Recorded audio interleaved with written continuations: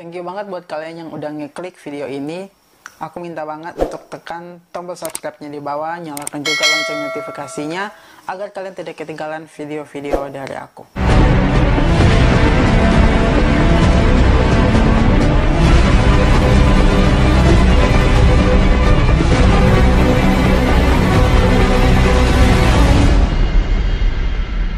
Halo guys, welcome back to Horror Session dengan aku Yermi Art, dan hari ini kita akan membahas tentang Zodiac Killer.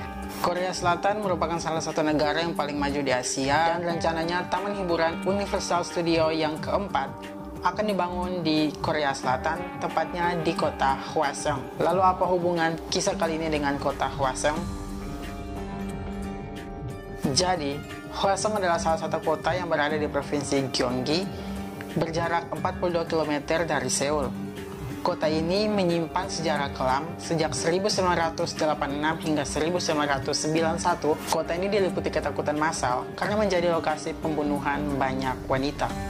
Kasus ini bahkan menjadi sebuah kasus yang sangat menggambarkan negeri gingseng waktu itu.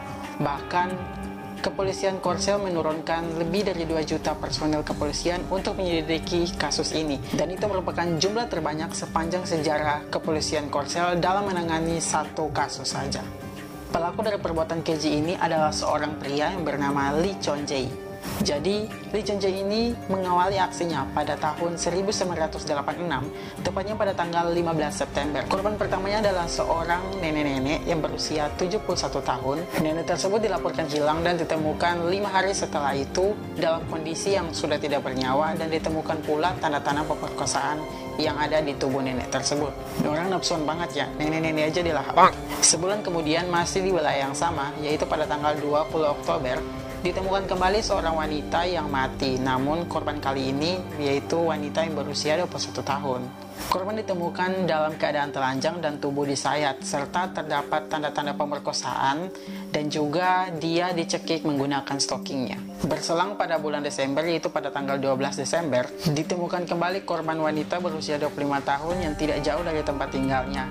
Nah, wanita kali ini ditemukan telanjang dan terikat dan disekap mulutnya menggunakan pakaian dalam. Hanya berselang 2 hari, yaitu pada tanggal 14 Desember, ditemukan kembali wanita yang berusia 21 tahun dengan keadaan yang sama seperti korban sebelumnya, yaitu telanjang lalu diikat menggunakan pakaian dalam. Namun kali ini alat vital dari korban tersebut diduga dirusak menggunakan payung oleh si pelaku.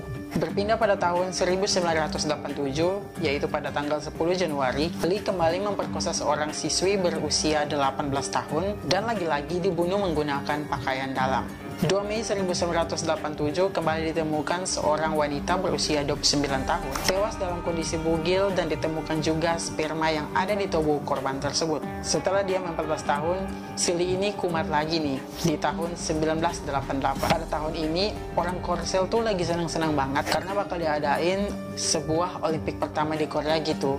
Tapi si Lee ini malah membuat kegemparan yang sama, yaitu dia kembali membunuh seorang ibu-ibu berusia 54 tahun, dan ibu-ibu itu ditemukan berlumuran darah, telanjang, dan lagi-lagi dia mengikat korbannya menggunakan pakaian dalam.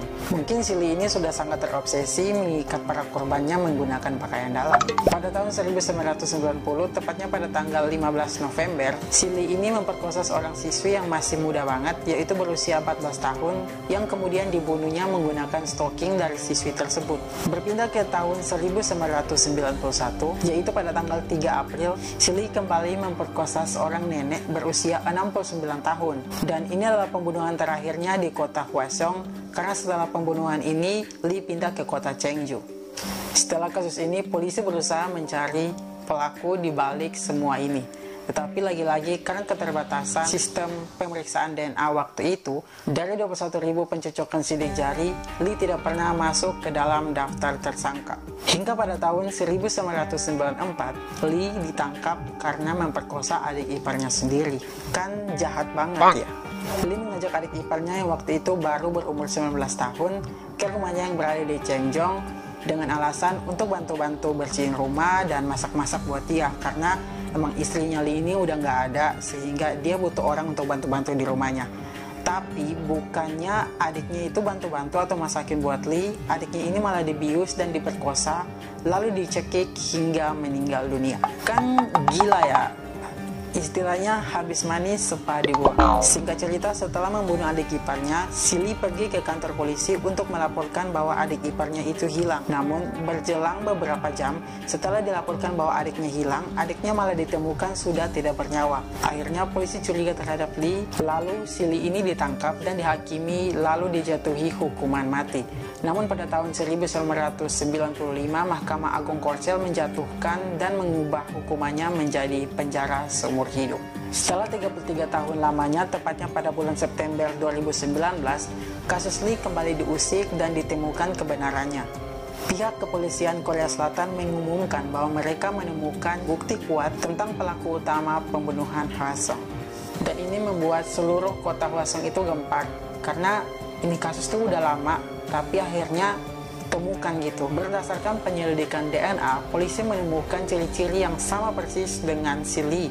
Dan setelah didesak dan disuruh untuk mengaku, akhirnya Lee mengaku bahwa dia tidak hanya membunuh 9 wanita, tetapi lebih banyak dari itu, yaitu 14 wanita selain dari adik iparnya. Nah, walaupun sudah ketahuan bahwa Lee adalah pelaku di balik pembunuhan Hwasong 33 tahun lalu, namun kasus Lee ini sebenarnya sudah kadaluarsa sejak tahun 2006, karena sebelum ada perubahan pada tahun 2007, Korea Selatan memang membatasi batas kadaluarsa kasus pembunuhan sampai 15 tahun lamanya.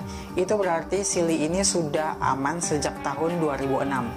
Tapi tenang aja, yang namanya azab dan karma itu nggak akan kemana. Walaupun si Lee tidak bisa dipidana karena kasus pembunuhan Hwasong 33 tahun lalu, tapi saat ini dia masih ada di penjara karena kasus pembunuhan adik iparnya pada tahun 1994. Oke, udah sampai di situ aja kisah tentang si Zodiac Killer ini. Tulis komentar kalian di kolom komentar dan beri tanggapan tentang si Lee.